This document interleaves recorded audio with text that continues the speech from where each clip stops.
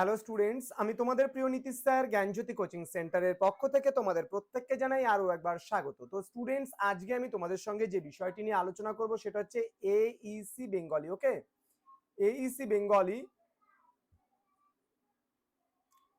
Bengali তোমাদের কিছু গুরুত্বপূর্ণ প্রশ্ন নিয়ে আলোচনা করব। অবশ্যই আজকের ক্লাসটি হবে কথোপকথন থেকে। কথোপকথন থেকে 2 মার্কসের আমি কয়েকটি প্রশ্ন নিয়ে তোমাদের সঙ্গে আলোচনা করব। তো স্টুডেন্টস, যারা এখনো পর্যন্ত আমাদের অফিসিয়াল ইউটিউব চ্যানেলটিকে সাবস্ক্রাইব করনি তারা অবশ্যই চ্যানেলটিকে সাবস্ক্রাইব করে পাশে থাকা বেল আইকন অল প্রেস করে দাও, যাতে নেক্সট টাইম থেকে কোনো ভিডিও আপলোড করলে তার নোটিফিকেশন তুমি সবার আগে পেতে পারো। এছাড়া তোমরা যারা ভাবছো অনলাইনে আমাদের কাছে কোর্স করবে তারা অবশ্যই যোগাযোগ করতে পারো। আমাদেরই অফিসিয়াল নাম্বার 6295916282 নম্বরে, অথবা 7076398606 নম্বরে। তোমাদের টোটাল কোর্স ফি রয়েছে মাত্র 999 রুপিস। এই 999 টাকার বিনিময়ে তোমরা পেয়ে যাচ্ছ মেজর, তোমরা পাচ্ছ মাইনর, তোমরা পাচ্ছ এমডিসি, ভিএসি, এইসি এবং এসইসি।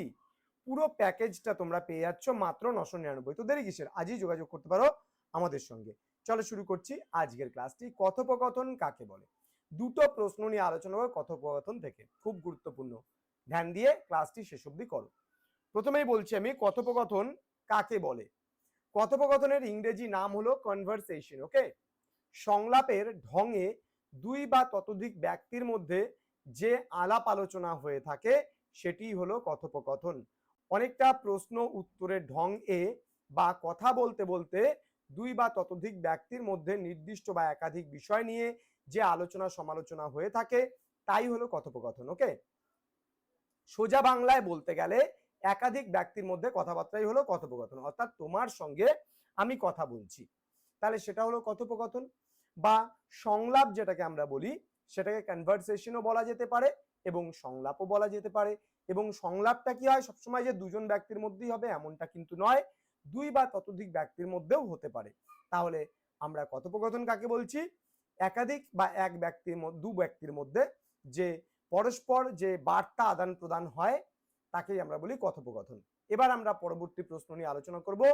কথোপকথন সূচনার কথোপকথন সূচনার দুটি নমুনা দাও। ঠিক আছে, এবার কি কি নিয়ে কথোপকথন হতে পারে? ব্যক্তির সঙ্গে ব্যক্তির যোগাযোগের অন্যতম মাধ্যম হলো কথোপকথন। কথোপকথন বিভিন্ন বিষয়কে কেন্দ্র করে হয়ে থাকে। এরকম দুটি নমুনা হলো, আসন্ন পরীক্ষাকে সামনে রেখে দুই বন্ধুর মধ্যে কথোপকথন হতে পারে, অথবা কলেজের সাংস্কৃতিক অনুষ্ঠানের প্রস্তুতি নিয়েও কিন্তু দুই বন্ধুর মধ্যে কথোপকথন হতে পারে। তো স্টুডেন্টস, আজকের ক্লাসটা এতটুকুই। তো তোমরা অবশ্যই যারা চ্যানেলটিকে সাবস্ক্রাইব করনি সাবস্ক্রাইব করে আমাদের সঙ্গে থাকো, এবং অনলাইনে কোর্স করতে চাইলে জ্ঞানজ্যোতি কোচিং সেন্টার অফিসিয়াল নাম্বার যে দুটো রয়েছে ডেসক্রিপশন বক্সে আমাদের ডিটেলস দেওয়া আছে, যোগাযোগ করো আমাদের সঙ্গে।